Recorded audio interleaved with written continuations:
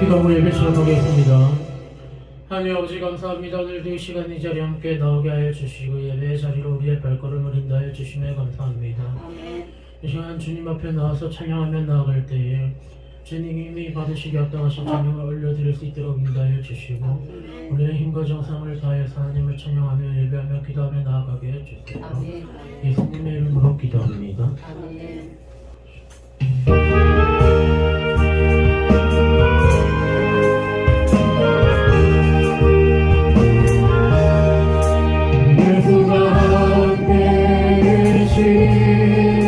시간이 오나 보네 기쁨의 근원 되시는 예수를 위해 삽시다. 날마다 주를 섬기며 언제나 주를 기리고 그 사랑 안에 살면서 떤 길로 가지 이 세상 사는 동안에 주 이름 선포하면서 무한한 복락 주시는 예수를 위해 삽시다. 날마다 주를 섬기며 언제나 주를 기리고 그 사랑 안에 살면서 어디로 가지 맙시다.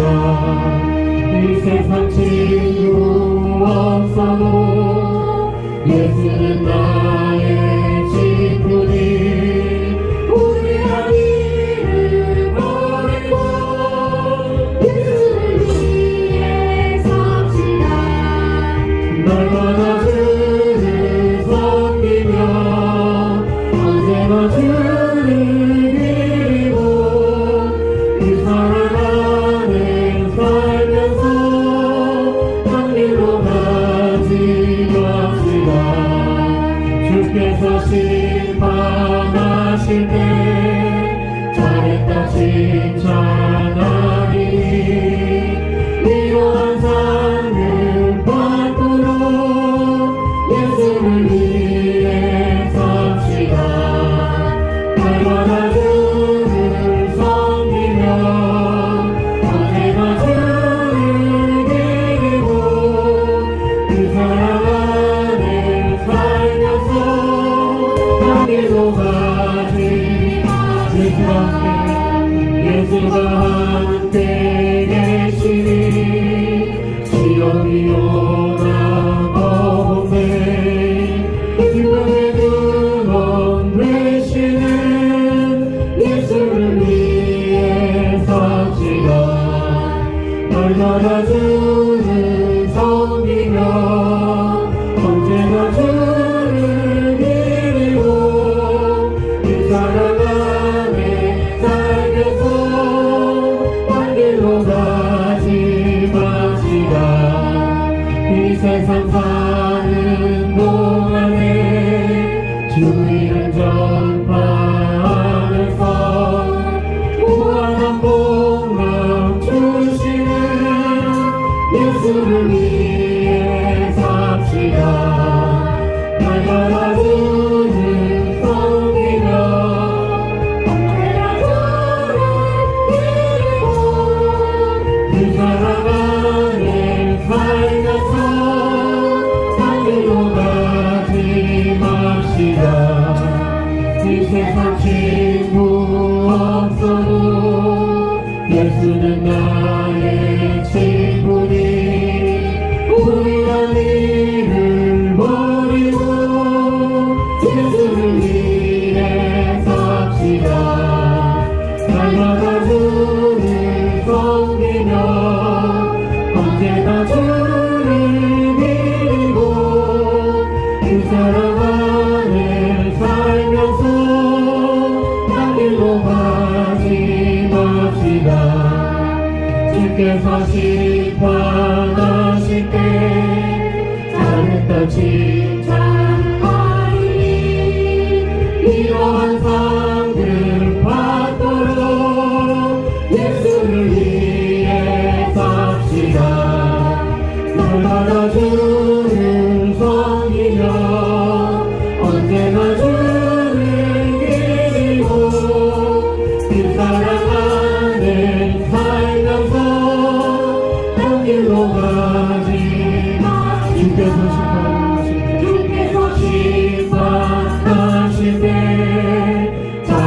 칭찬하리니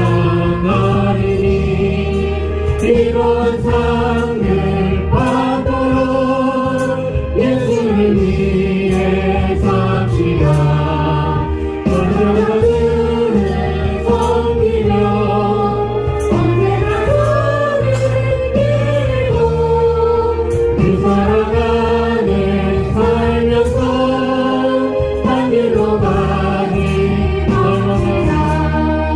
날마다 주를 섬기며 언제나 주를 믿고 그 사랑 안에 살면서 단 길로 가지 맙시다. 날마다 주를 섬기며 언제나 주를 믿고 그 사랑 안에 살면서 단 길로 가지 맙시다.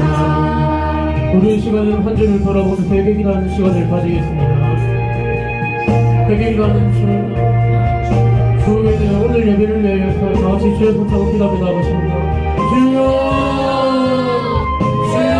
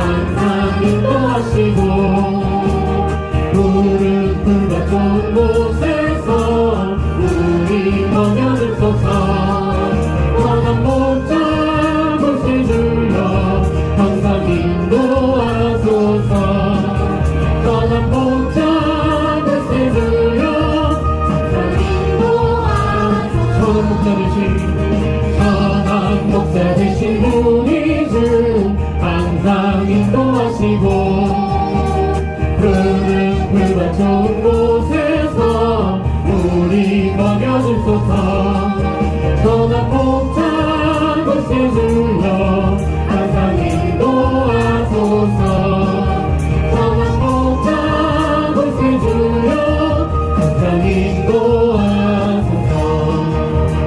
양의 문이 되신 예수여 우리 영접하시고 이른 양의 우리를 항상 인도하소서 선한 목자 곳에 주여 이별을 넣어주소서 선한 목자 곳에 주여 이별을 넣어주소서 흙이 많고 약한 우리를 용납하여 주시고 주의 넓고 크신 은혜로 자유롭게 하셨네 선한 목자 곳에 주여 지금 나아갑니다 선한 목자 곳에 주여 지금 나아갑니다 일찍 주의 뜻을 따라서 따라가게 하시고 주의 뜻은 사랑 베푸사 따라가게 하소서 선한 목자 곳에 주여 항상 인도하소서 선한 목자 곳에 주여 항상 인도하소서 예수 사랑하시는 청년이시고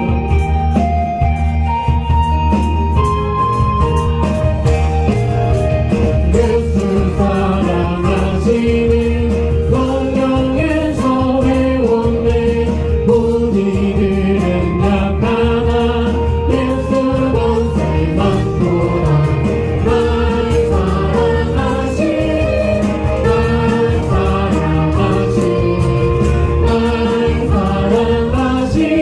성경에 써있네 나를 사랑하시고 나의 죄를 가시사 하늘 문을 여시고 들어가게 하시네 날 사랑하신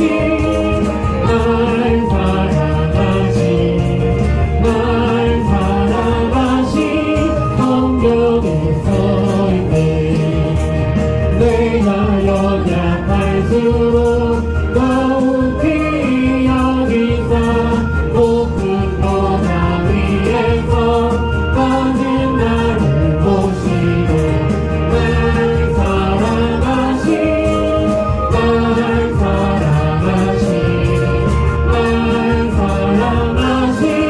성경에 쓰였네 세상 사는 동안에 나와 함께 하시고 세상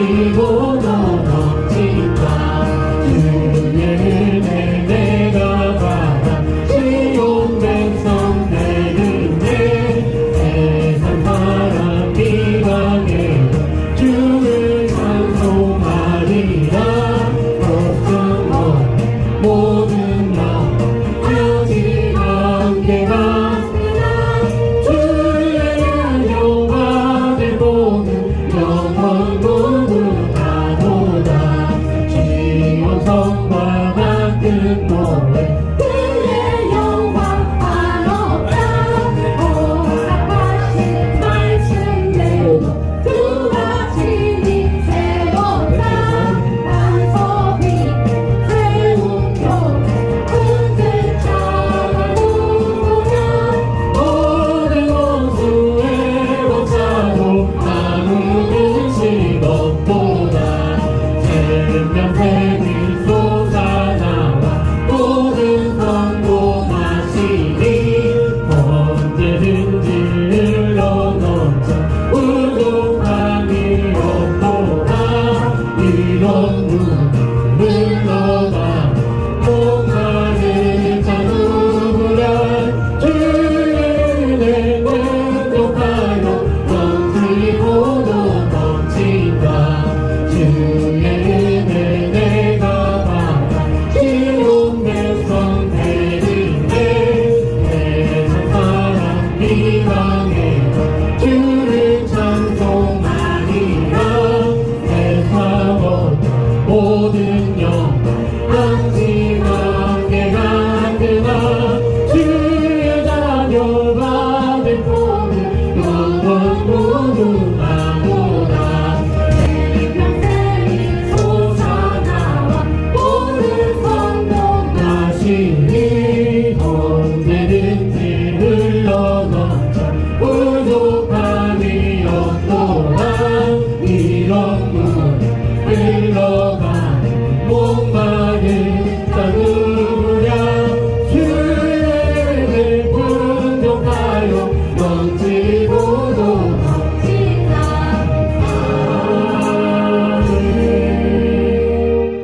아멘 할렐루야. 나같이 우리 하나님 아버지 앞에 영광의 박수 감사의 박수 축복의 박수 올립니다. 한 주간 동안 건강하게 잘 지내셨습니까? 네. 그러면은 이제 살아계신 하나님 앞에 예배로 나가시겠습니다. 우리 마음을 가다듬고 다같이 일어나셔서 주악에 맞추어서 묵상 기도하며 예배를 시작하겠습니다.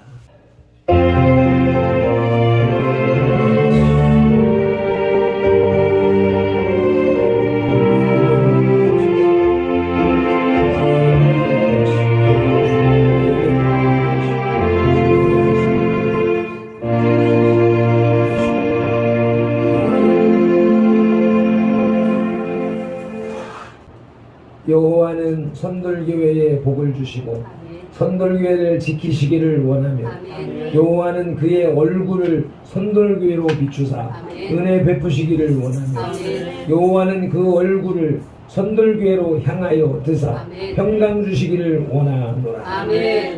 민수기 6장 24절로 26절의 말씀을 이와 같이 주의 종들이 선포하고 축복을 하면 하나님께서 그대로 시행하여서 복을 주시라 하셨사오니 그 약속의 말씀을 믿고 예배 시간마다 먼저 선포하오니 하나님이 그 약속대로 이루어 주시옵소서. 예배에 참여한 모든 성도들이 은혜를 받게 하시고 주님을 만나게 하시고 주님 앞에 예배자로 발탁되게 하시고 주님의 축복을 받는 예배자들 다 되게 하시며 예배가 되도록 성령 하나님 인도하여 주시옵소서. 어둠의 세력이 사마귀가 우리 예배를 방해하지 못하도록 천군천사 불말불병거로 이 성전을 감싸 주시고 우리의 심령 성전을 다 감싸 주셔서 오직 주님만을 앙망하며 주님만을 바라보며 주님과만 교제하는 시간 되도록 인도하여 주시옵소서. 시종을 성령 하나님 앞에 의탁하오며 예수님의 이름으로 기원하옵나이다.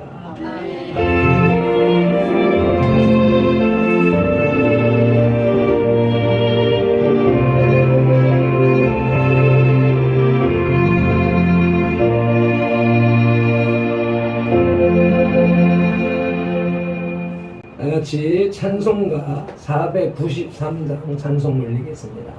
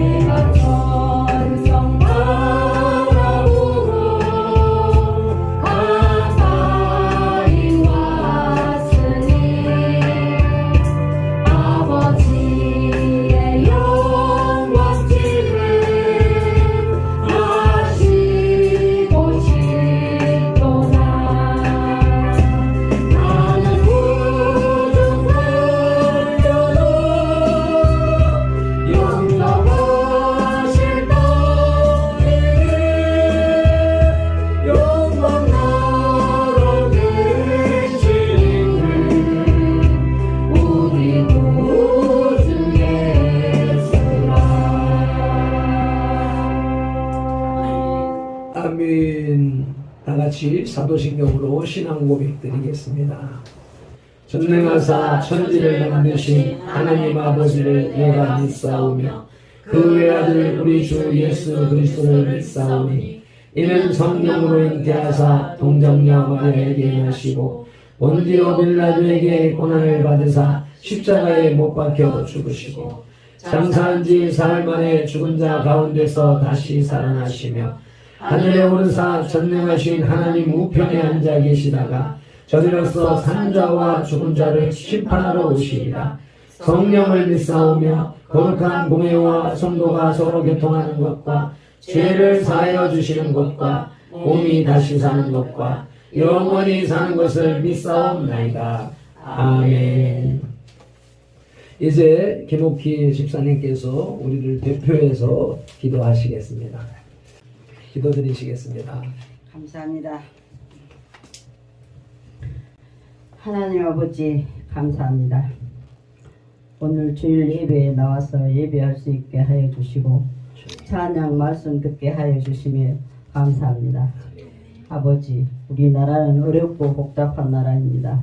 아버지, 이 나라를 생각하셨고 정치하는 정치인들도 다 잡아주시고 내년에 대통령도 깨끗하게 정치할 수 있는 사람을 세워주시고 역사하여 주십시오. 아버지, 우리 대한민국 교회는 성도들이 모여서 대면 예배를 할 수 있게 하여 주시고 코로나도 빨리 지나갈 수 있게 해주시고 편한 마음으로 예배를 드리고 찬양할 수 있게 아버지 역사하여 주시옵소서. 아버지, 우리 선돌교회도 잘 살펴주시고 아버지, 우리 선돌교회를 지상으로 올라갈 수 있게 도와주시옵소서. 우리 선돌 성도님들이 몸이 불편하셔서 꼭 지상으로 올라가야 합니다. 아버지 도와주시옵소서. 편하게 오고 가면서 찬양하고 말씀 듣는 그런 교회의 선돌이 될 수 있게 아버지 도와주시옵소서. 아버지 우리 선돌교회 재정 아버지 물질이나 돈도 좀 풍족하게 도와주시옵소서. 아멘. 그리고 아버지 성전에서 말씀 전하시는 목사님도 강건하게 붙잡아 주시고 말씀 전하실 때 성령이 불이 되어 힘주시고 뒤에서 보살피시는 사모님도 강건하게 잡아주시고 사역에 힘주시어 성전에 불이 일어나게 하여 주시옵소서. 아멘. 아버지 우리 선돌교회 어르신들과 여러 성도님들께서도 성령의 불이 임하시기를 살아계신 예수님 이름으로 기도드렸습니다. 아멘.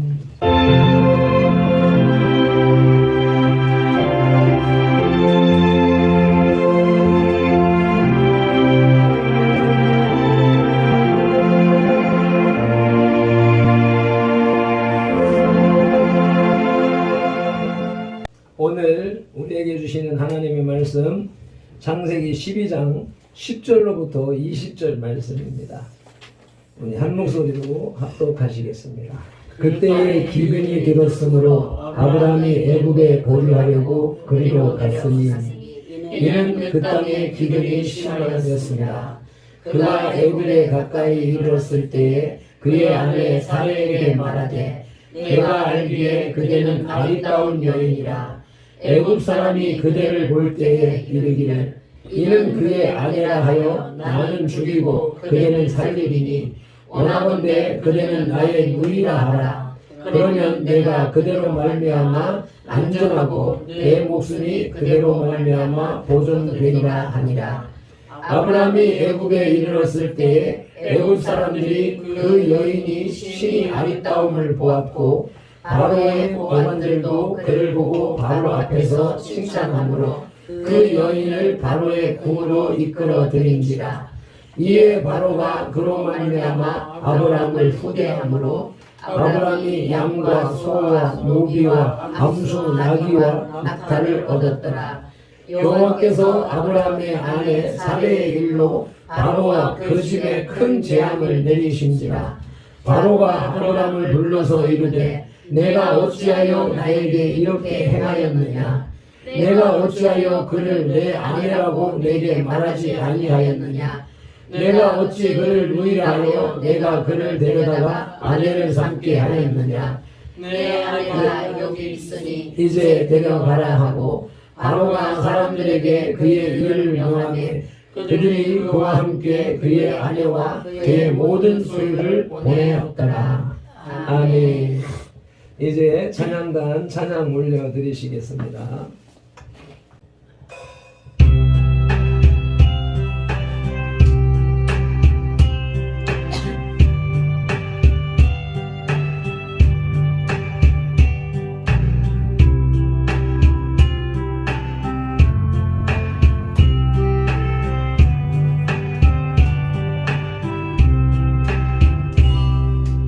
오늘 집을 나서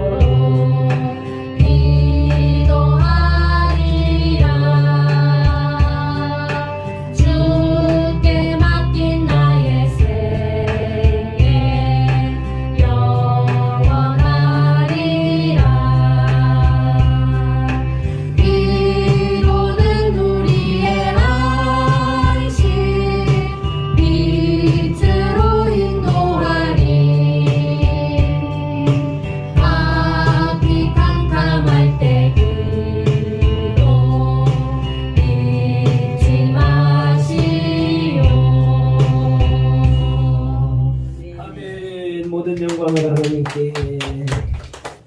할렐루야.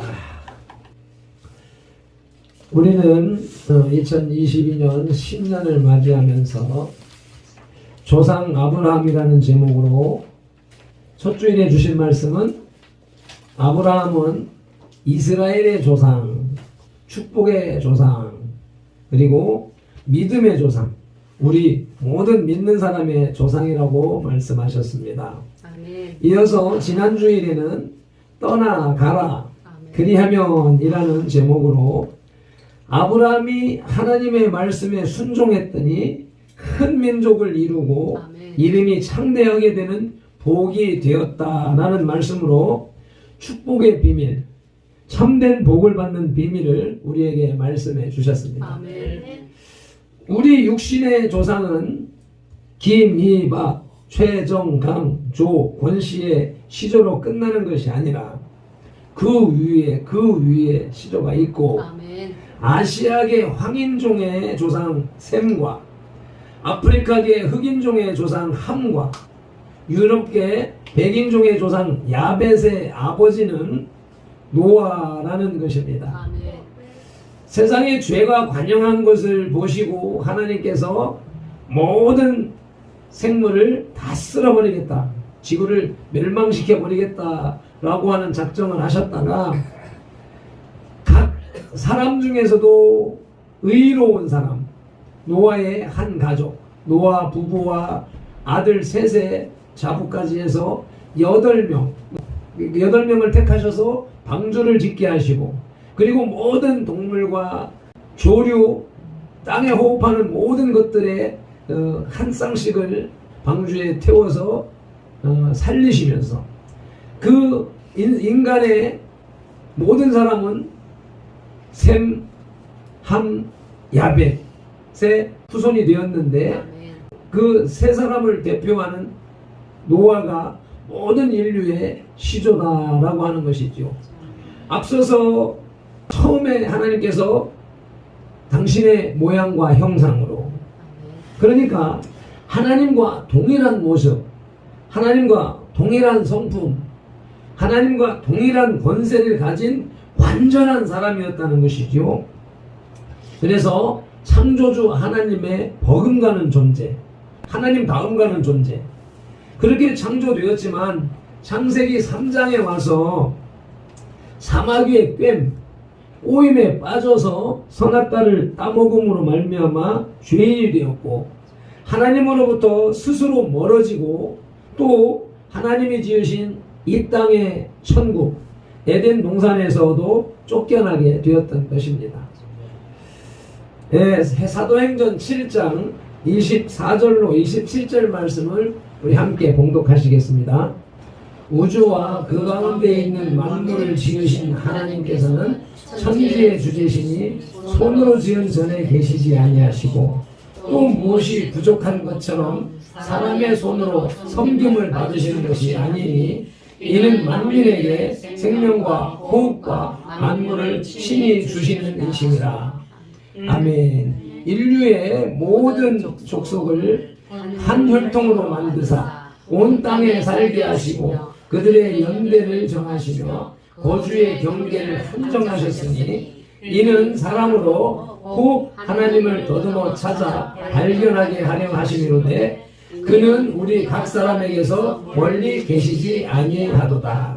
아멘. 세상에 다른 이방 종교들을 볼 것 같으면 그들은 인간이 손으로 빚은 형상을 섬기지요. 불교의 돌부처, 금부처 등등 이 형상을 만들어 놓고 그 형상에게 엎드려 절을 하잖아요.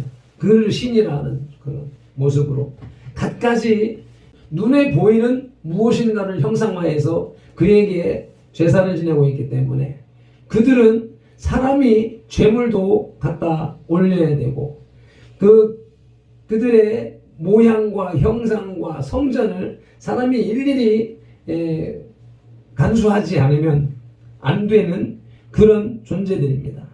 그러나 하나님은 그런 신들과 같지 않기 때문에 하나님은 우주 만물을 창조하신 분이기 때문에 스스로 존재하시는 분이기 때문에 세상 만물에게 생명을 주시고 이끌어 가시는 분이기 때문에 사람의 손에 섬김을 필요로 하는 분이 아니시다라고 하는 것입니다. 그리고 인류의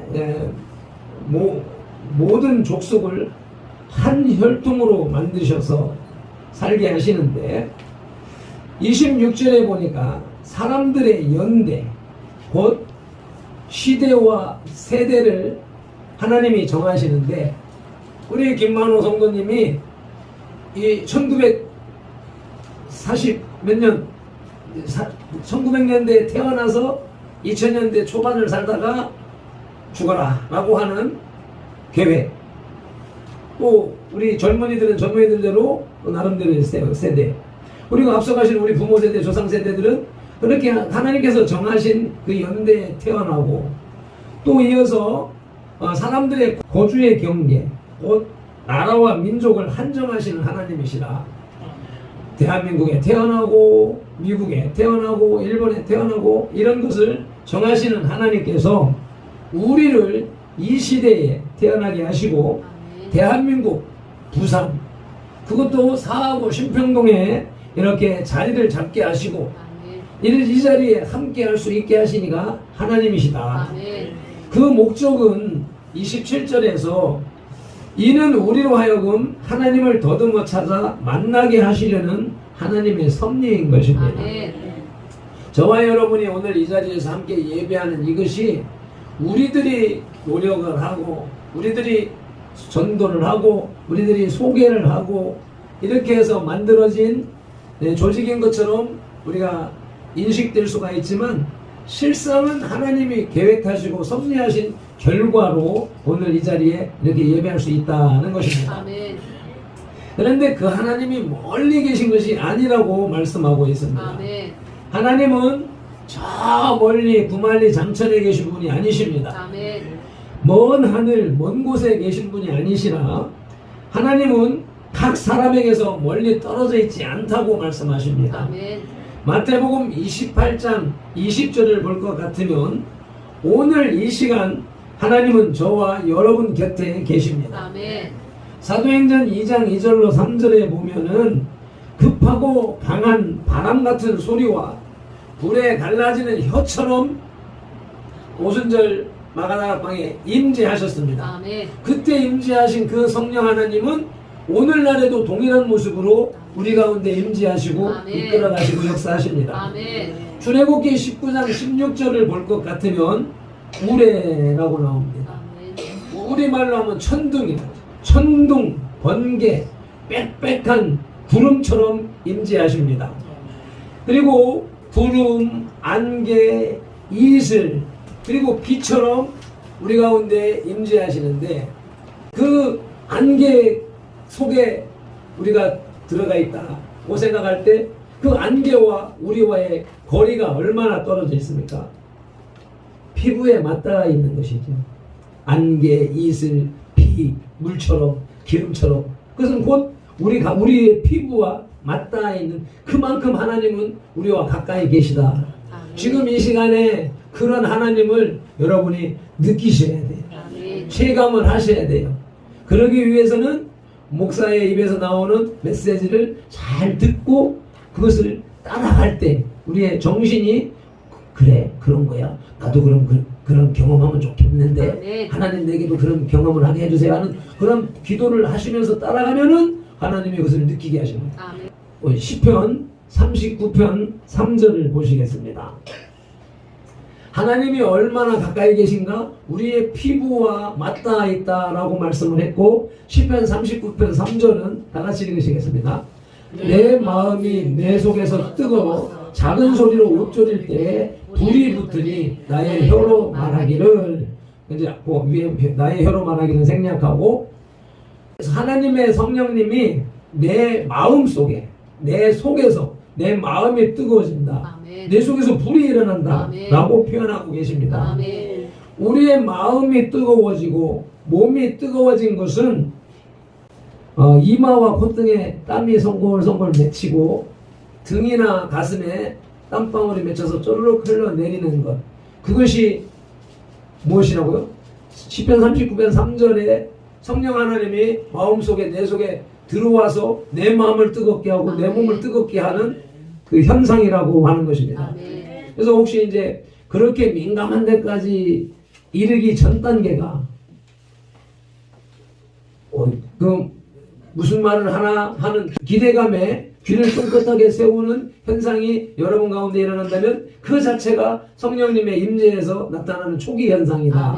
그리고 말을 들으면서 그래 전에는 들리지 않던 말이 설교가 그 내용이 한마디씩 이해가 되고 깨달아진다. 그것이 성령님의 임재 속에서 나타나는 것이지요. 그래서 그 말씀을 들으면서 입에서 아멘이 나오고 고개가 끄덕끄덕해지고 하는 것이 성령님의 임재 속에서 나타나는 깨달음의 역사가 나타나는 것입니다. 그래서 살아계신 하나님 성령님을 우리가 이렇게 미지근하게 연하게 느끼는 것보다 실제적으로 그것을 느껴야 되겠죠. 진짜 콧등에 이마에 땀이 송글송글 맺히고 등에 가슴에 땀이 흘러내리는 그런 정도는 조금 더 강한 현상인 것이고, 더 나가게 되면 하나님의 음성이 들려지고 귀로도 들리기도 하고 말씀이 내 마음속에서 심령 속에서 머릿속에서 확실하게 이해가 되면서 인정이 되면서 그냥 믿어지는 역사가 나타나는 것이죠. 성경 말씀 내용은 절대 사람의 지식으로 믿을 수 있는 것이 아닙니다. 대학교 교수 박사님들도 성경을 10번 20번 읽어도 지식으로는 달달달달 외우는데 그것이 그 사람의 마음속에서 믿어지지는 않는 것이란 말입니다. 그런데 낯놓고 기억사를 모르는 옛날에 우리 어머니 할머니 시대에는, 우리 어린 시절에는 글 모르던 할머니 할아버지들도 교회 나가서 성경책 들여다보면서 같이 따라 읽으면서 보다 보니까 글이 깨쳐서 나중에는 혼자서 성경을 읽는 역사가 나타나는 거죠. 그렇게 하면 그러니까 겨우 문자를 터득을 해서 성경을 읽는데, 그런 분들은 하나님의 은혜가 감동되어져서 눈물을 줄줄 흘리고 감동하고 감격하고 회개하고 말씀 쫓아 살아감으로 인해서 삶이 확 변화되어져 가는 그런 역사들이 일어난다는 것입니다. 그래서 성령님의 임재 속에서 함께 예배하는 저와 여러분들이 되어야 되겠습니다. 지금 여러분들이 지금 제가 말씀드리는 현상 속에서 고개가 끄덕거려지고 아멘이 나오고 이러한 현상들은 성령님께서 우리 가운데 계시다. 우리가 하나님을 더듬어 찾을 수 있도록 하나님은 우리를 여기로 인도해 놓으셨고 이 메시지를 통하여서 느끼게 하셨습니다. 그것을 인식하며 더 키워나가는 시간 되기를 축복합니다.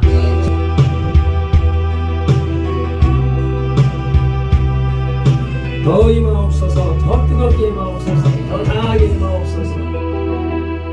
성령 하나님 나를 좀 빠르게 하세요. 끝나고 내어져 지친 나를 새롭게 하소서. 성령의 바람 시들은 내영 살리소서. 아멘 아멘. 성령 하나님 이탄 고치소서. 죄악의 어둠 속 헤매는 우리 태워주소서. 성령의 불로 세상 헛된 나 깨우소서. 아멘 아멘. 더 임하소서. 임하 우리 반복해주세요. 성령 하나님 계시여 지금 이곳에 임하소서. 바람처럼 불처럼 성령이여 임하소서. 박수 치면서요. 임하소서. 성령 하나님이시여 지금 이곳에 임하소서. 바람처럼 불처럼 한 번 더 임하소서. 성령이여 임하소서. 자, 그렇게 해서 갈라디아 1장 15절을 보시게 되면 그렇게 하나님 아버지의 택하심을 입은 사람들이 로마서 10장 9절로 가면 어린 양 예수 그리스도의 대속의 은총, 곧 예수님이 내 대신 매맞으시고 내 대신 십자가에서 죽으심으로 내 죄값을 다 갚았다. 아멘. 그리고 예수님이 3일 만에 부활하심으로 말미암아 우리도 부활하여서 영생한다는 소망을 주셨다는 그 사실을 우리가 마음으로 믿고 아멘. 입술로 시인하면 구원에 이르게 되는 것이며 아멘. 그 구원에 이른 사람들은 아브라함의 후손이 되는 것이라. 아브라함은 그런 믿음을 가진 사람들의 조상이 된다는 말씀하십니다. 아멘. 육신의 조상을 섬기는 가족관계는 육신이 죽으면 끝장납니다. 우리는 육신의 가족관계가 아니라 믿음의 조상 아브라함을 섬기는 가족관계이기 때문에 우리들은 영원히 함께할 가족관계다라고 하는 것입니다. 아멘. 이것을 통해서 우리의 믿음의 관계까지 살펴보셨고, 오늘은 조상 아브라함 세 번째로서 그의 연약함에 관한 말씀을 들으시겠습니다. 아멘. 아브라함이 믿음의 조상이 됐고 그래서 수천 년 동안 이어져 내려오는 존귀한 사람이 됐는데 그 사람이 처음부터 그런 특별한 사람이 아니었다. 아멘. 우리와 별반 다를 게 없는 사람이었었다라고 하는 사실을 인식하면서 아브라함도 약한 사람이었었고 나도 약한 사람이다. 그러나 약한 나를 강하게 하시리가 하나님이시다. 아멘. 그래서 고백 한번 올려드리고 말씀 듣겠습니다. 약한 나를 강하게 가난한 날 구하게 그런 날 볼 수 있게 그에게 행하셨네. 호산나 호산나 주님 향한 어린 양 호산나 호산나 예수가 지나시네. 호산나 호산나 주님 향한 어린 양 호산나 호 다시 한번 더 됩니까?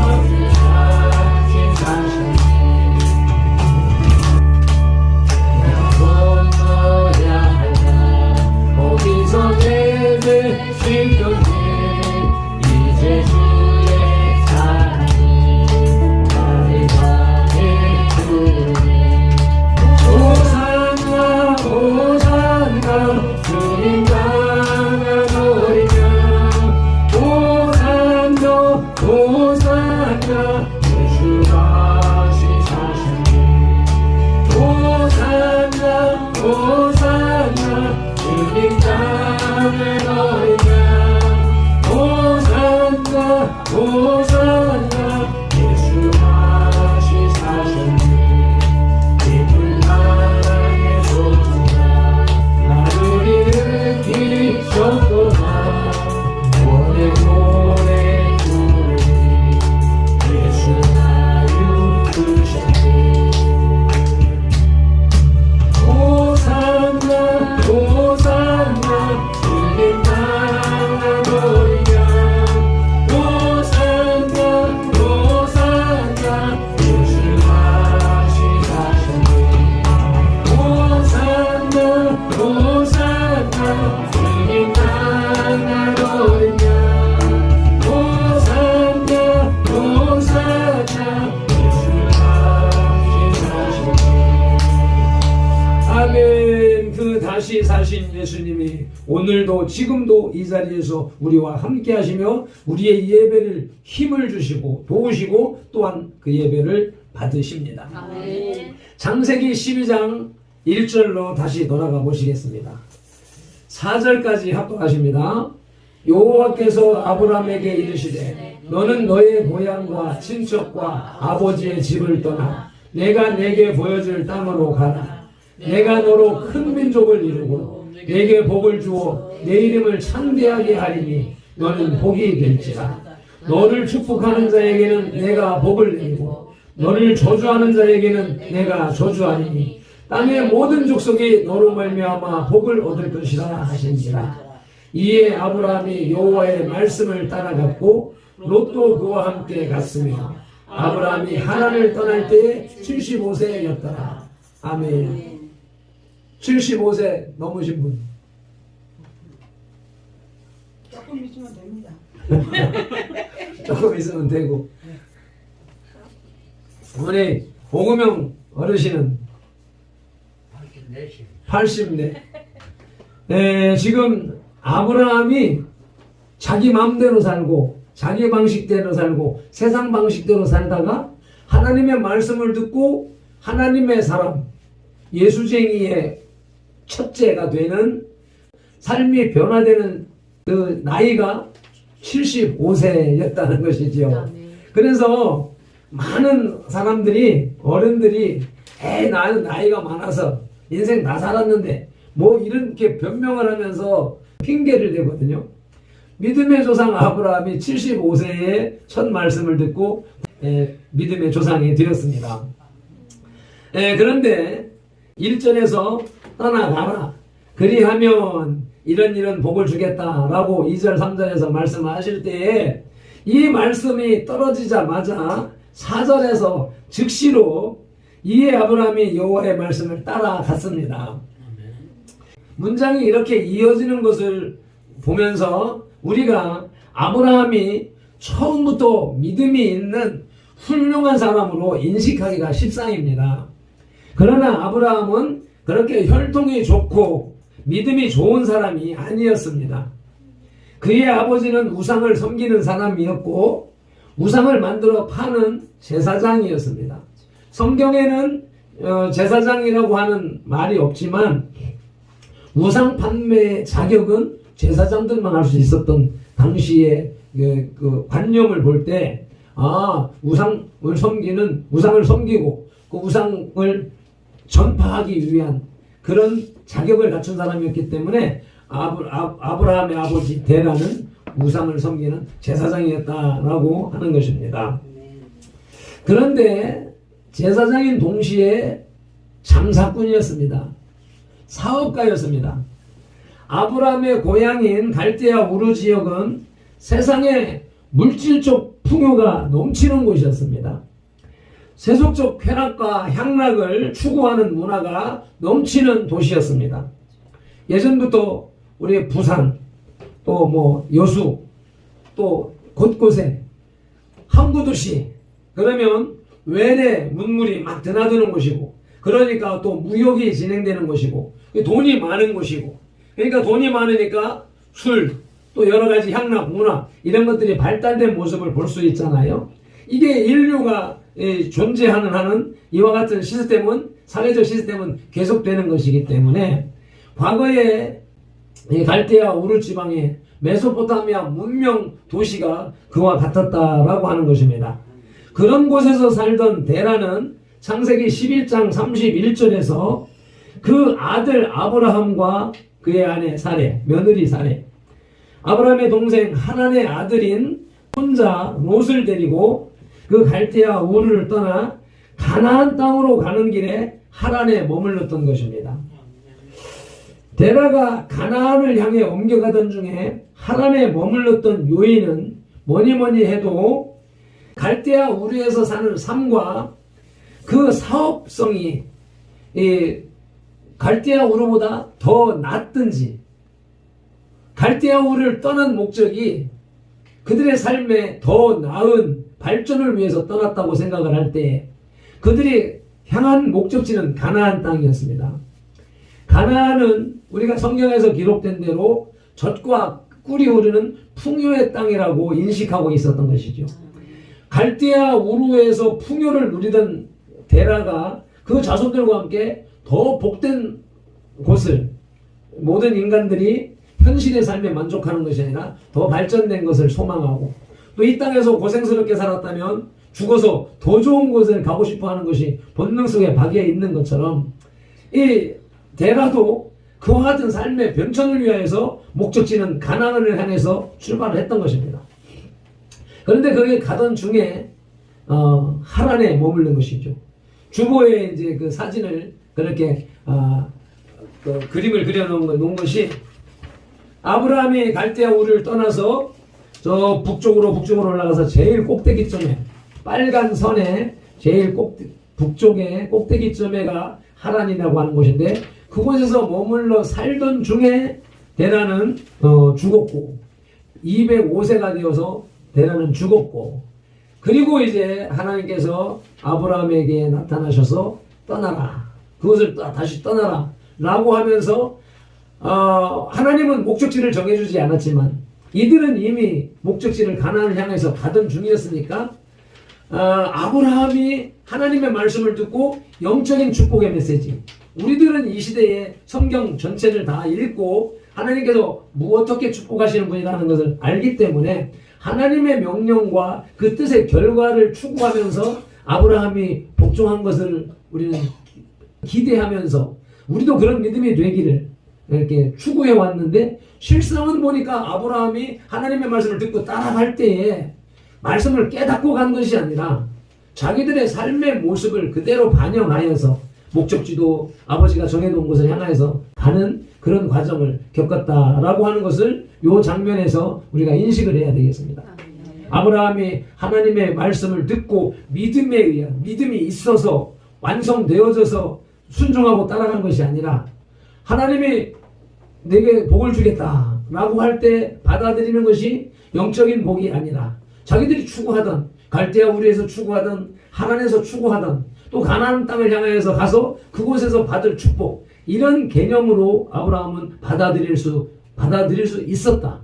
지금 현재를 살아가고 있는 우리들도 역시 마찬가지로 복음을 들으면서 복음의 본질이 아닌 우리들의 요구하는 복을 생각하는 모습과 같이 그런 아브라함의 신앙 속에서도 그런 것을 찾을 수가 있다라고 하는 것입니다.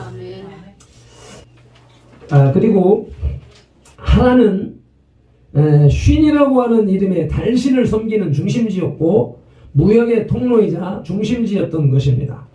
우르에서 살던 방식 그대로 또는 확장시켜서 살 수가 있었던 것입니다. 창세기 11장 32절에서 그곳 하란에서 데라의 나이는 205세가 되어서 죽었다고 합니다. 그리고 창세기 12장 1절로 넘어가면서 떠나가라 그리하면 이라는 하나님의 명령이 임한 것입니다. 아브라함이 하나님의 명령을 받을 때에 그의 중심이 우리가 생각하는 것처럼 믿음이 있어서 영적인 사람이어서 그 명령을 따라 행한 것인가 하는 의문이 생깁니다. 우르에서의 사업 수완을 하란에서도 발휘하고 있었고 또 아브라함에게 들린 떠나가라 그리하면이라는 하나님의 말씀이 그에게는 더 나은 사업의 확장을 기대할 수 있는 곳으로 향하여 떠나라는 말씀으로 듣고 따라 나섰다고 볼 수가 있다는 것입니다. 그래서 아브라함은 우리와 별반 다를 바가 없는 평범한 사람, 보통 사람 아니면 더 악한 사람일 수 있었다는 것입니다. 그의 이름의 의미를 존귀한 아버지, 지고한 아버지, 지극히 높은 아버지라고 하는 말에 대해서 우리는 문자로 기록되어져 있는 것을 사전적으로 듣고 배우고 인식을 해서 그 평가를 하는데 이 말에 대한 현지인들이 느끼는 현지인들이 사용하는 의미는 싸가지 없는 자들의 아버지라고 하는 뜻이라고 합니다. 그러니까는 지고한 아버지, 존귀한 아버지라고 하는 그 이름 뜻에서 우리는 그 문자적인 의미를 딱 받으니까 지극히 높은 사람, 지극히 존귀한 사람으로 인식되는데 그게 사용되어지는 말의 뜻은 오히려 비난하고 비아냥거리는 그런 이름이라고 하는 것입니다. 하나님의 부름을 받은 아브라함은 교만한 사람이었다. 교만이 충만한 사람이었다는 것으로 볼 수 있는 것입니다. 믿음의 조상 아브라함의 초기 신앙 상태를 이제 살펴보시겠습니다. 저와 여러분을 향해서 떠나가라 그리하면이라고 부르신 주님을 찬양합니다.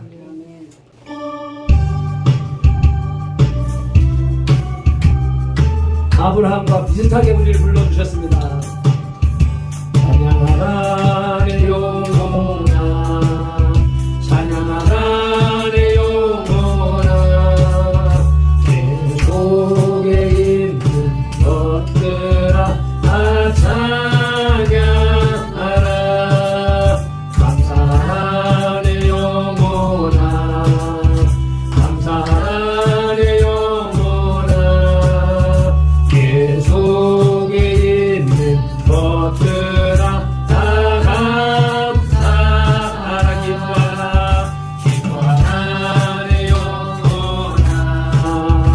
기뻐하라 내 영혼아 내 속에 있는 것들아 다 기뻐하라 성축하라 내 영혼아 성축하라 내 영혼아 내 속에 있는 것들아 다 성축하라.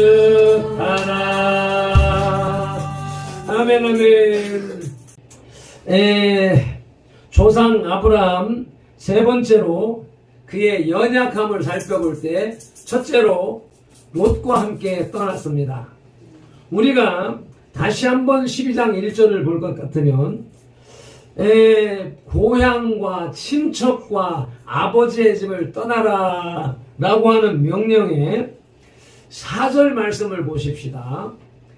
이에 아브라함이 여호와의 말씀을 따라갔고 롯도 그와 함께 갔다고 합니다. 아브라함은 말씀을 따라갔습니다. 그러나 온전하지 못했습니다. 친척 롯과 함께 동행했던 것입니다. 고향을 떠나고 친척을 떠나고 아버지를 떠나라 했는데 함께 아버지 데라가 가서 갈대아 우르에서 이끌어내서 여행하던 중이니까 같이 움직이던 관계니까 함께 한 식구니까 한 가족이니까 함께 동행을 했던 것입니다. 그것이 뭐가 잘못됐느냐 라고 하는 것은 그로 인하여서 겪게 되는 어려움을 통해서 이게 하나님의 온전하신 뜻이 아니었었구나, 그와도 헤어졌어야 되는 것이었었구나 하는 것을 유추할 수가 있는 것이죠. 몇 가지 어려움을 겪게 되는데 그 첫째가 13장 5절로 7절입니다. 함께 합독하시겠습니다. 아브라함의 일행 롯도 양과 소의 장막이 있으므로 그 땅이 그들이 동거하기에 넉넉하지 못하였으니 이는 그들의 소유가 많아서 동거할 수 없었습니다. 그러므로 아브라함의 가축의 목자와 롯의 가축의 목자가 서로 다투고, 이와 같이 이제 가족의 종들 간에 분쟁이 일어나게 되는 것이죠.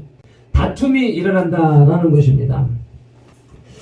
떠나야 할 친척과 동행한 결과가 관계가 어그러지는, 편치 않은 다툼이 일어난다는 것입니다.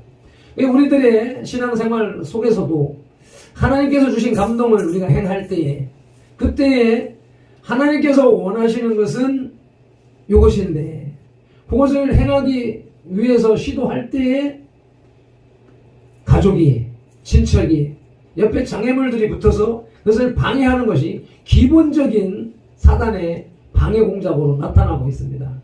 그럴 때에 더 깊이 기도하여서 이것이 사탄에 의한 방해인지, 이것이 함께 가도 될 대상인지, 이런 것들에 대한 기도로 확인하고 따라가는 그런 절차가 우리들의 영적 신앙생활에 절실히 필요하다는 것을 알 수가 있습니다.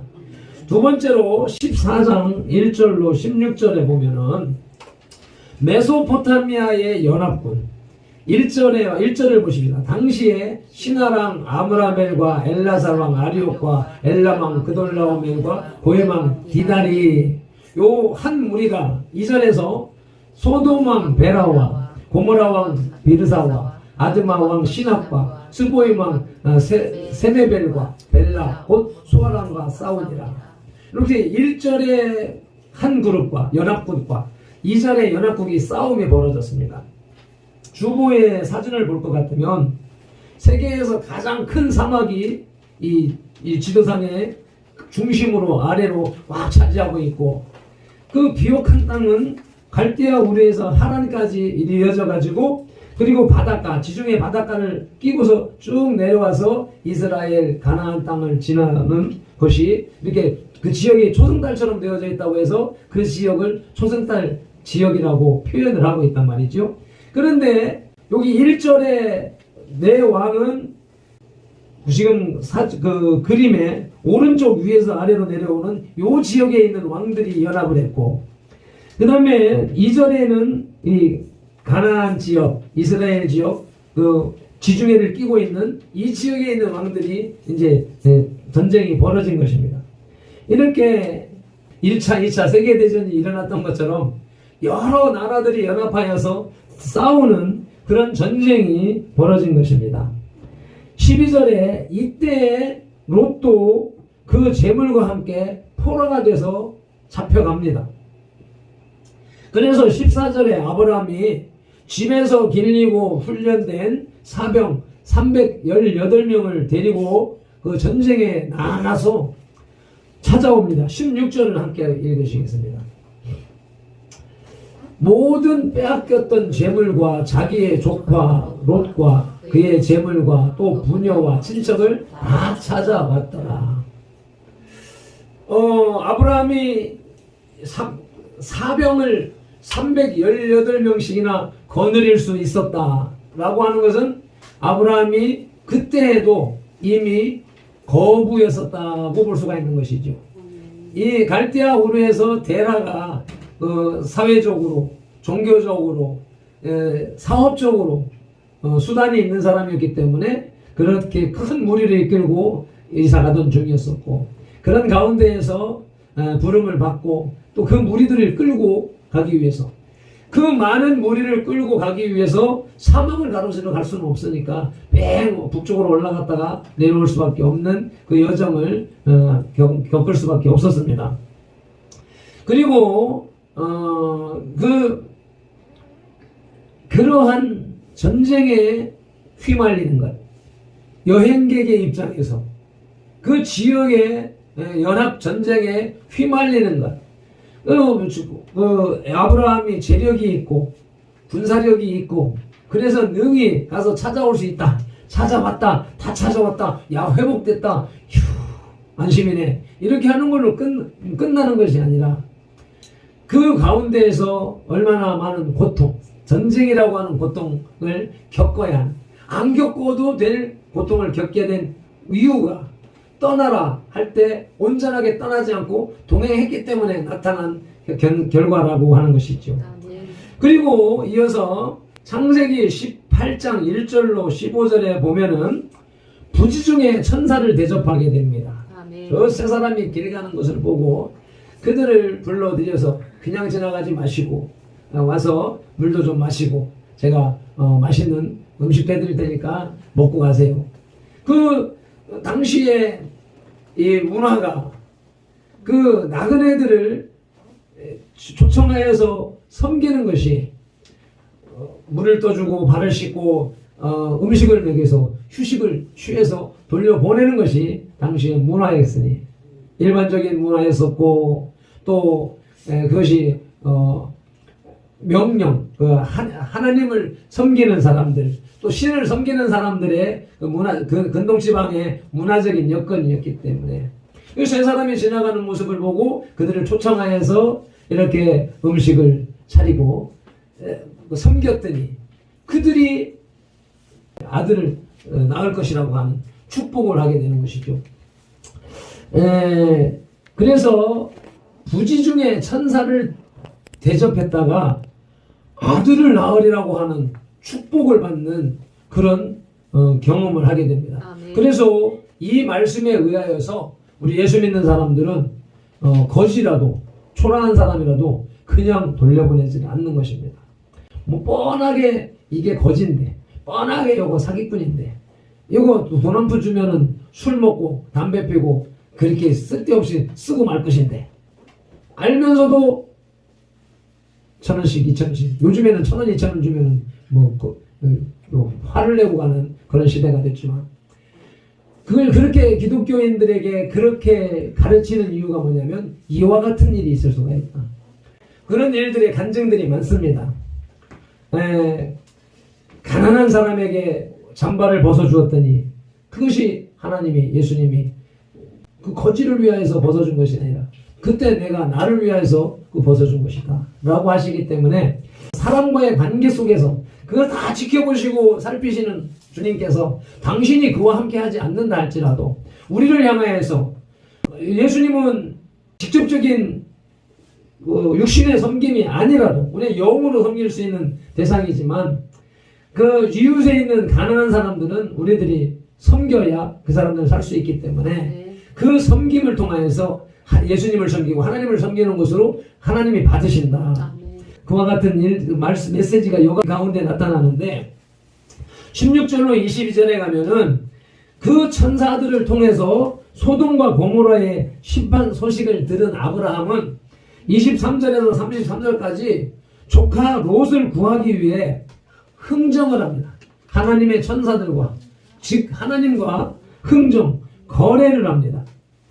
그 소돔 땅에 의인 50이 있는데 그 멸망시키겠습니까? 안 하겠다. 아니 40이 있으면 어떻게 하시겠습니까? 왜 40명만 있어도 안 하겠다. 그래서 30명, 20명, 10명 그 소돔 땅에 의인 10명만 있어도 그것을 멸하지 않겠다라고 하는 약속을 했습니다. 그러나 19장 24절에 보면은 유황불로 멸망을 당하게 되는데 그 결론은 뭐예요? 10명의 의인이 없었다라고 하는 것입니다. 롯과 아내와 두 딸, 네 사람은 하나님으로부터 구원받을 의인이었었단 말이죠. 그래서 소돔 땅에 10명의 의인이 없어서가 아니라 4명은 확보가 됐지요. 그 사위들도 따라 나섰으면은 의인으로 살 수가 있었는데 살지 않았고, 소돔과 고모라 땅은 의인 6명이 없어서 당하게 됐습니다. 이때 저 산으로 가라라고 천사가 명령할 때에 롯이 얘기를 합니다. 저기까지 가기 힘듭니다. 그러니까 옆에 작은 성으로 들어가게 해주세요. 그렇게 청하고, 그래서 그 수알 땅이라고 하는 지역으로, 그 성으로 피하라. 그러나 가는 길에 절대 뒤를 돌아보지 말아라 라고 하는 말씀을 주었는데, 롯의 아내는 뒤에서 우르릉쾅쾅 난리가 나니까 궁금했던 거예요. 자기도 모르게 뒤를 돌아다 보자 소금덩어리, 소금 기둥이 되어버렸다는 것입니다. 그래서 그것으로 끝나는 것이 아니라 롯의 가정이 아내도 잃게 됐고, 그리고 그 소알 땅에 들어가서 그 어려운 삶을 살게 되는데, 이 두 딸이 생각하기를, 이제 우리가 대가 끊기게 됐다. 그러니까 우리가 아버지를 술을 한 잔 드시게 해서 아버지와 동침을 해서 자녀를 낳아서 대를 이으자. 그렇게 해서 두 딸이 아버지와 동침을 하고, 그렇게 해서 자녀를 낳아서 암몬 모압이라고 하는 족속의 시조가 되는, 조상이 되는 그러한 이제 입에 담을 수 없는 부끄러운 역사를 남기게 됐습니다.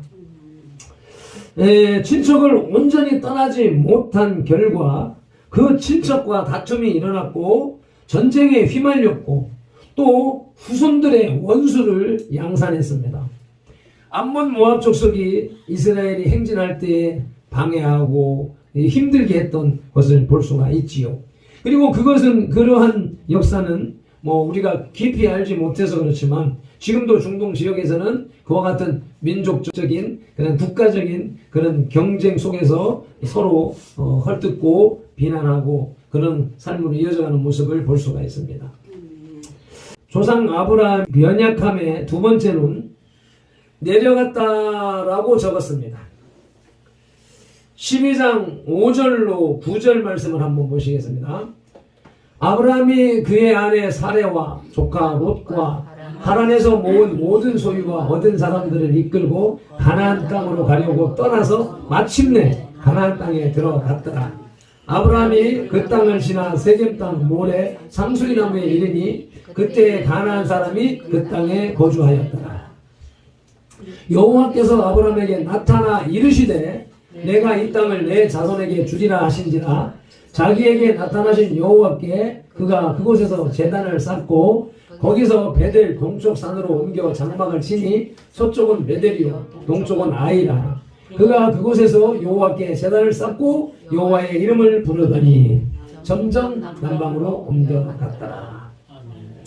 제단을 쌓고 여호와의 이름을 부를 때까지는 좋았습니다. 그런데 9절에서 점점 남방으로 옮겨갔다라는 것이 문제가 되는 것입니다. 목적지에 다다랐으면 그곳에 정착을 했어야 했습니다. 하나님께서 말씀하신 그곳에 정착을 했어야 되는데 12장 10절로부터 보면 그 땅에 기근이 들었으므로 그 기근을 피하기 위해서 내려간 곳이 애굽입니다. 이집트 땅입니다.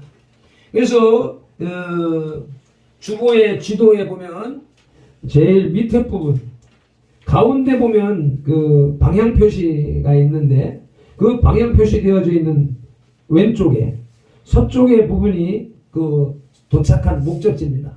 이곳에서 하나님을 섬기며 그곳에 정착을 하면 되는 것이죠. 그것이 가나안 땅인데. 근데 기근이 들었음으로 인하여서 그가 밑으로 왼쪽 오른쪽으로 쭉 내려가서 빨간 줄이 두 줄이 그어져 있는데 그 이집트 땅까지 내려갔다가 이집트 땅에 가서 거기서 생각하니까 야 우리 내 마누라가 너무 이뻐. 너무 이뻐서 내 마누라라 그러면 저들이 이집트 부자 나라요 군사의 나라요 이런 나라니까 나를 죽이고 내 아내를 뺏을까 싶어서 모략을 세운 것이 누이라 해라. 실질적으로 또 누이 관계니까 그렇게 했더니 고관들도 그를 보고 칭찬함으로 그 여인을 바로의 궁으로 이끌어들인지라 왕비로 불러들인지라 삼은지라.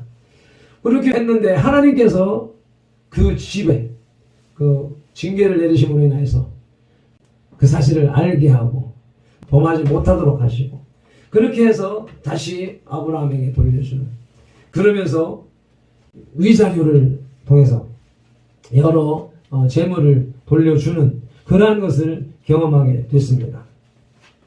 이것이 하나님의 말씀에 지나친 결과 멈춰라 한 곳에 멈춰서 해야 되는데 지나간 결과 아내를 팔아먹는 그 결과를 초래하게 된 것입니다. 하나님의 말씀은 나의 생각, 나의 판단이라고 하는 사람의 생각이라고 하는 사마귀의 생각에 끌려가면 안 되는 것이죠. 아멘. 그래서 하나님의 말씀을 못 미쳐서도 안 되고 지나쳐도 안 된다라고 하는 사실을 우리가 깨달을 수가 있었고 그래서 제목을 달기를 과유불급한 순종 지나서도 안 되고 모자라도 안 되는데 지나가는 그런 순종이었었기 때문에 이런 아내를 팔아먹는 비열한 남편이라고 하는 핀잔을 받을 수밖에 없었던 것이고 두 번째로는 함량 미달의 믿음이었습니다. 그것을 확인할 수 있는 것이 15장입니다. 15장은 하나님께서 아브라함과 언약을 세우시는 장면입니다. 4절에서 내 몸에서 날짜가 내 상속자가 되리라고 말씀하시면서 9절에서 언약식을 거행합니다. 나를 위하여 재물을 가져오라. 그리고 재물을 가져와서 그것을 각을 떠서 양쪽에 진설해 놓고 그 사이를 지나가는 것이 그 당시 근동지방의 부족 국가 간의 계약 방식이었습니다. 동문을 딱 쪼개서 양쪽에다 벌려놓고 그 사이를 계약 당사자가 걸어가는 거예요. 너와 나의 이 언약이 깨지면은 저 짐승처럼 쪼개진다 라고 하는 개념에서 진행되는 것인데 이것은 하나님이 그 계약을 위하여서 아브라함에게 재물을 준비토록 했습니다.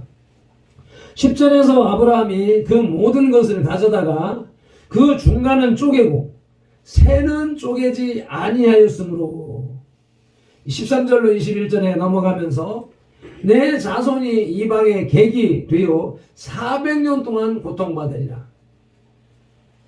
하나님이 재물을 준비하라 했을 때 그것을 인식하고 다 쪼갰어야 됩니다. 그런데 새는 왜 안 쪼갰어요? 작으니까 안 쪼갰나? 어떤 연유든지 간에 완벽하지 못한 부족한 앞서서는 지나가는 하나님의 말씀에 지나가는 우를 범했고 지금 이 언약식에서 새를 쪼개지 않은 것은 말씀에 미치지 못하는 실수를 범하는 장면인 것입니다. 그래서 하늘의 별과 같은 자손의 축복을 받은 아브라함의 믿음은 그런 축복을 받았음에도 불구하고 믿음이 부족하다. 함량 미달의 믿음이었다. 라고 하는 사실이면서 벌써 여기에서부터 이스라엘 민족의 애굽 종살이 할 것에 대한 하나님의 섭리가 드러나고 있습니다. 그래서 하나님께서 우주를 경영하시는 모든 것은 태초에 창세 전에 하나님의 뜻이 계획되어지고 설계되어져 있고 지금 진행되어져 가고 있는 것이라는 것이죠. 그리고 내려갔습니다. 내려갔는데 지나쳤고 부족했는데 더 살펴보니까 믿음이 아예 없었네요. 16장에서 보면 믿음의 제로 상태의 아브라함은 중동 전쟁의 씨앗을 잉태합니다. 2절에서 아브라함이 약속은 받았지만 나이는 들어가고 흘러가는데도 불구하고 뭐 애가 생길 건덕지는 안 보이고 그러니까 사례가 생각해낸 것이 내 여종에게로 들어가라.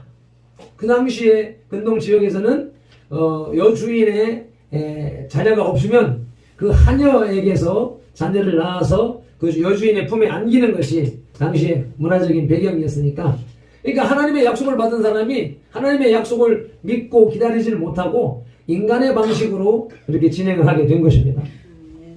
이것은 사례의 이러한 처사는 인본적이었으나 세속적으로는 역사적으로는 당연한 것이었습니다. 그러나 하나님의 약속을 무시하는 불신의 태도이고 일부 일처제의 하나님 뜻에 위배되는 행사로서 천륜과 인륜을 망가뜨리는 그런 행사였습니다. 이삭과 이스마엘의 형제 간의 불화가 종족 간의 다툼으로 이어지고 거짓의 압이 사탄에게 빌미를 제공하는 결과가 되었습니다.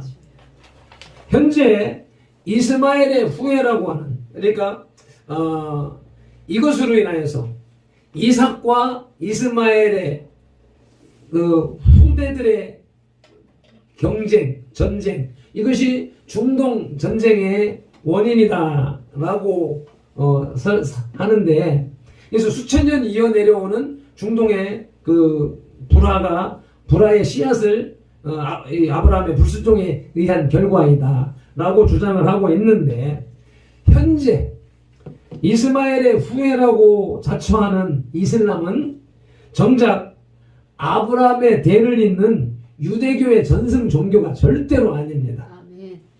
그들은 주장하기를 구약 성경을 믿고 아브라함의 후손이며 우리는 이스마엘의 후손이다라고 주장을 하면서 이슬람교의 뿌리를 구약 성경에 갖다 넣으려고 시도하고 있지만 이슬람교는 절대로 우리의 성경을 믿는 또한 아브라함의 후손이 절대로 아닙니다.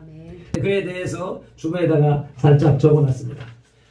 이슬람교의 창시자 무함마드는 570년에서 632년의 그 시대에 살았던 사람으로서 그 사람은 유복자로 태어나고 어머니가 일찍 죽고 할아버지 손에서 키움받다가 또 할아버지 죽고 나니까 삼촌에게 또 양육을 받고 삼촌이 상인으로서 장사꾼이니까 그를 따라서 장사를 하다가 또 삼촌의 도움을 받아서 큰 상인 부자 상인집에 들어가서 일을 하다가 좋은 사업 수완이 있고 인정받고 그렇게 되다 보니까 그 여주인으로부터 청혼을 받아서 15살이나 차이 나는 여주인과 결혼을 하게 되니까 온갖 부와 권력을 쟁취하게 되고 장악하게 되고 그리고 물질적인 여유를 갖게 되니까 이제 어렸을 때부터 가졌던 종교에 대한 것 이런 것에 대해서 심취해서 금식과 기도를 하면서 이렇게 하던 중에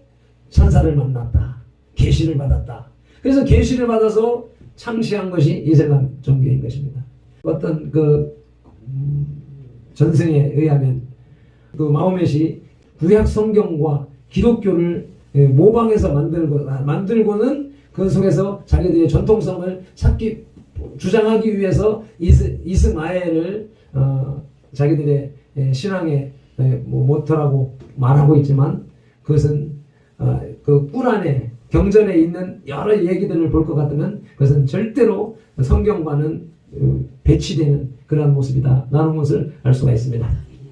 어쨌든 그 형제간의 불협화음이 역사적으로 지금까지도 영향을 미치고 있는 것은 또 사실인 것입니다.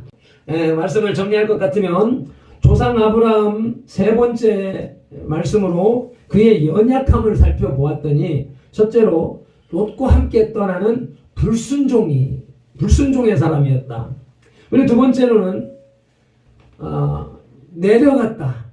지역적으로도 지도상에 나오는 지역적으로도 더 밑으로 내려가서 이집트 외국에까지 내려가는 그런 과정을 겪었는데 신앙도 내려가면 안 됩니다. 우리의 열심도 내려가면 안 됩니다. 올라가야 되는, 그래서 독수리처럼 또 힘차게 올라가는 그런 저와 여러분들의 신앙이 되어야 되겠습니다. 2022년도에도 하나님은 우리에게 고향과 친척과 아버지 집을 떠나라고 말씀하고 계십니다.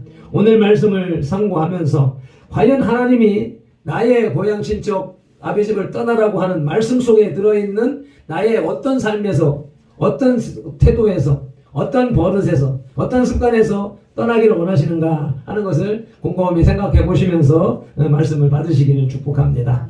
그리고 밝은 시력으로, 밝은 육안으로 성경을 보시고 지나간 역사를 보셔서 현재의 삶과 신앙을 잘 분별하시고 미래를 내다볼 수 있는 해안이 열리시고 영안이 열리시기를 주님의 이름으로 축원합니다. 기도하시겠습니다. 하나님 아버지, 오늘 2022년도 셋째 주일에 조상 아브라함의 신앙을 짚어보았습니다. 조상 아브라함이 하나님의 말씀을 받고 따르고 시작할 때에 그때 그의 믿음이 특별하고 또 위대하고 존귀한 그런 사람이 아니었다라고 하는 사실을 우리가 성경을 통하여서 짚어보았습니다. 그것은 우리에게 용기를 주시는 말씀인 줄로 믿습니다. 우리와 별반 다를 바 없는 아브라함이 하나님의 말씀을 따라갔더니 순종했더니 믿음의 조상, 축복의 조상, 이스라엘의 조상이 되는 과정을 우리가 지켜보므로 이제 우리에게 말씀하시는 하나님의 그 말씀을, 명령을 우리가 어떻게 순종하고 어떻게 따라 나감으로 하나님께서 계획하신 복을 누릴 수 있을까 하는 문제가 해결되어지고 깨달아지는 시간 되게 하여 주옵소서. 우리 성들의 모든 지체들이 아브라함의 믿음을 따라가는, 아브라함을 능가하는 믿음의 사람이 될 수 있도록 주여 인도하여 주옵소서. 감사하고 축복하며 예수님의 이름으로 기도드리옵나이다. 아멘. 찬송하시겠습니다.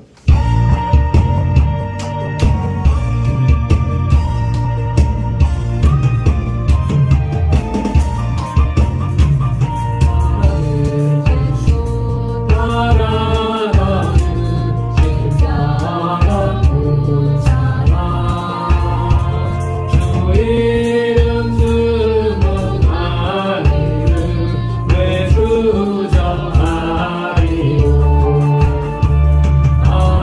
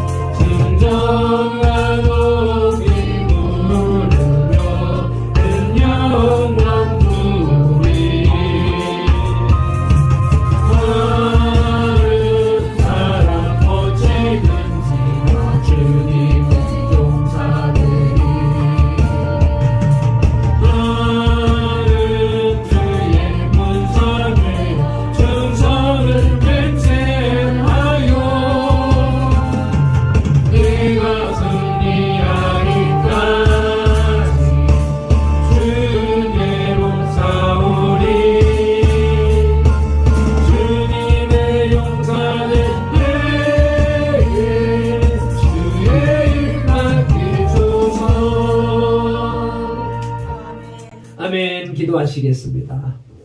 하나님 아버지, 2022년도 셋째 주일 예배 주님의 존전에 나오며 주의 말씀 쫓아서 빈손으로 나오지 아니하고 주님이 주신 것이라고 하는 고백의 11조와 그에 대한 감사 예물과 주일 예물과 선교 예물과 갖가지 예물로 예물을 주님 앞에 드린 손길, 그 마음 중심을 주님 살펴보시옵소서. 갖가지 헌물로 헌신하시기도 하고 또 몸으로 헌신하시기도 하고 또 어떤 이는 은행으로 계좌 입금하여서 예물을 올려드리니까지 있사오니 주여 한 사람 한 영혼도 주님 앞에 드린 것으로 인하여서 어려움을 겪거나 손해보았다라고 하는 생각이 들지 아니하도록 주님께서 받아주시고 주님께서 사용하여 주시고 주님께서 갚아주시기를 간절히 바라옵곤 합니다. 선들교회 모자라는 모든 재정들도 주님께서 채워주시고 갚아주시는 기적을 나타내 보여주시었기를 간절히 바라옵고 원합니다. 이 물질이 쓰여지는 곳에 드려진 손길에 오병이어의 기적으로 1000배만배 2만배 5만배로 갚아주시옵소서. 살아계신 예수 그리스도 이름으로 기도드리옵나이다. 아멘. 이제는 우리 주 예수 그리스도의 크신 은혜와 아버지 하나님의 극진하신 사랑과 성령님의 감화 감동하시고 치유하시며 회복하시고 복주시고 교통하심이 오늘도 아브라함의 연약한 신앙을 바라보면서 우리의 연약한 신앙에 머무르지 아니하고 우리도 아브라함 같은 복을 받을 수 있다라고 하는 깨달음과 도전 정신을 가지고 돌아가는 이 예배자들과 선돌교회 공동체와 모든 지체들, 그 가정과 직장, 손댄 일들과 계획들 위해 대한민국 위에 한국교회 위에 이제부터 영원토록 함께 계실지어다. 아멘.